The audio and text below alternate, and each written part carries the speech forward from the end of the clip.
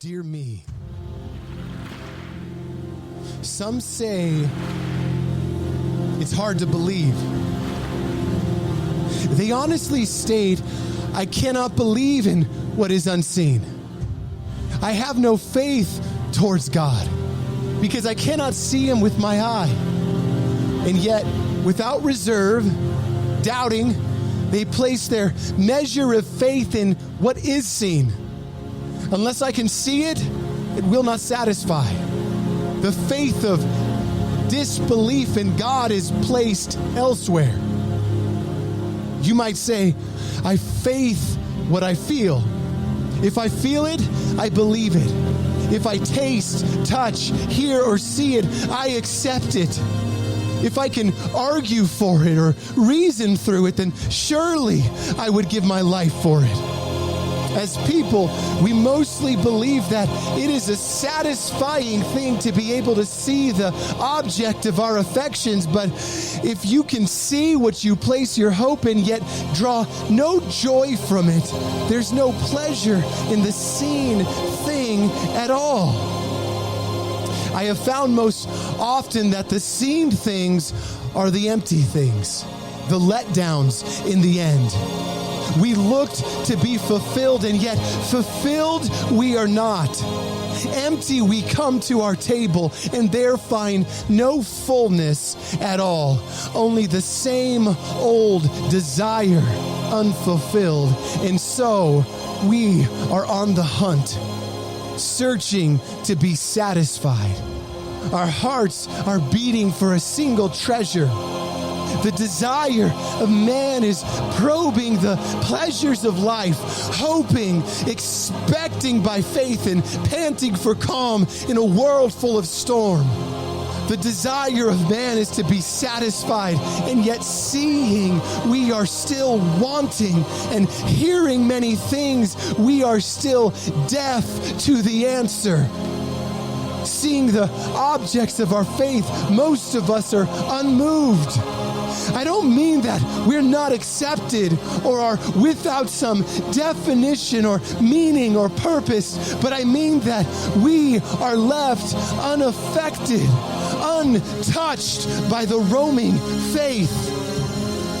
Money is the god of some, and yet though they move money, money does not move them. I can change my surroundings or possessions with money, but money cannot speak to me, comfort me, hear my cries, and relieve my anxieties. It cannot bring relief and companionship to the lonely heart. Sex is the god of many. All effort, emotion, and mind are consumed with this act or vision. Faith in the groped for fleeting satisfaction of fornication, yet we are untouched or fulfilled by sex. Though moving in sex, though moving from one partner to another in this act, we're not moved by it in heart. Satisfaction, but for a moment only, and then the moment passes. Lasting satisfaction is lacking because sex satisfies mostly the body, but for a moment, and then it is fleeting. The body is left hungering only for more, but without being truly and lastingly pleased.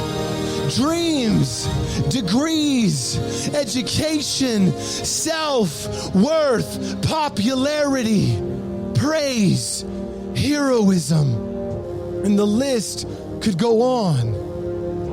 We're searching for contentment. The mind and body are hungry for meaning, but what if man is more than just body and mind? Though what is seen is natural, what if what lies beyond the eyes seen world is where we are only satisfied? In the seemingly unnatural. Though men move naturally towards satisfaction and self-worth, they're not moved by what they grope for. What if the seen does not satisfy because the unseen in man hungers for the ultimate satisfying treasure? Worth that cannot fade away, love that is not fleeting, purpose that lasts beyond this life, beyond time, the treasure that we know, the felt treasures that are effective for only a moment of pleasure. But what is seen is unaffected by material treasures. The spirit of man that lives beyond this temporal life is yearning to be satisfied by the unseen, the spiritual. The body is possessed by spirit, and knowing that the body is rotting, the spirit is longing for its maker, the creator and satisfier of all things. Your need and my need is spiritual, not fleshly, not worldly, but godly. Reality is that the body is dead without the spirit, and the spirit is dead without God. Long ago, God breathed his very breath into a pile of dust and brought man to life. His breath became our source of life, and we are his creation, longing to breathe from the source once again. Satisfaction awaits, but only from the fountainhead. You, being created in the image of God, who is spirit, are longing to be touched by the God who formed you, to truly be moved by that which you place your faith in. God, he moves me. I am moved by him. He's moving in me, gushing out brilliantly, over and under, in and through and out of the deepness of my heart, spirit, mind, and emotions. I have searched the world over and have found only sweet, fulfilling satisfaction in him alone. His spirit lives in me, and I am supremely satisfied in him. I have not seen him with the eye, but have experienced him with the heart and deep into my spirit, which he has made alive. And in knowing him, I am complete and satisfied in mind, heart, and faith. There are those who even see with the eye and still do not believe.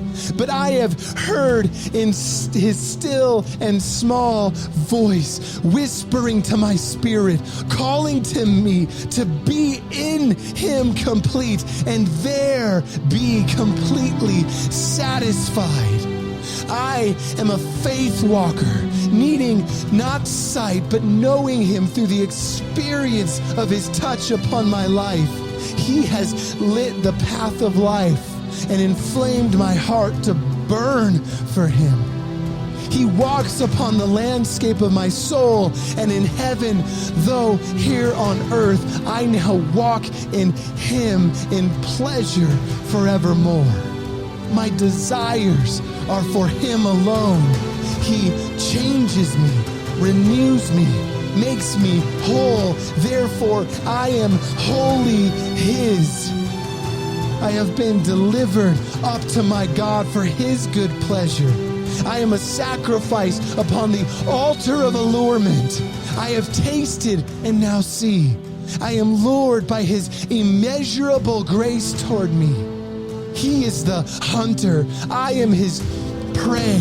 And I have been caught by the one who only wholly loves me and cares for my soul. I am pleased to be trapped by his love. This is the result of his affection toward me and my experience of faith in him. He is a God to be experienced, not intellectually beheld, but you must run after him, searching and calling after him to be found, and there you will no doubt be found by him. But faith is an action as well as a reality. And the reality and faith-filled creator of faith is longing to be your desire and object of faith. Yet as we know, reality is often tested.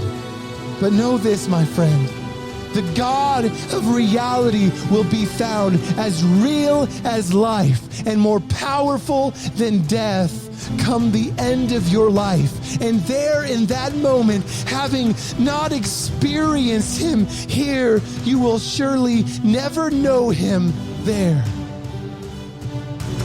Are you experiencing your God or just reading about him? The scene does not satisfy because we are meant to be otherworldly. Our unseen spirit is most greatly delighted when enraptured by his spirit, seen with a spiritual eye.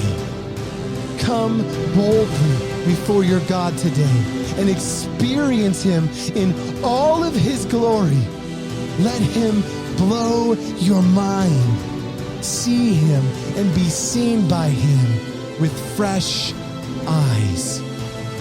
Safe in him. J.N.Wheels.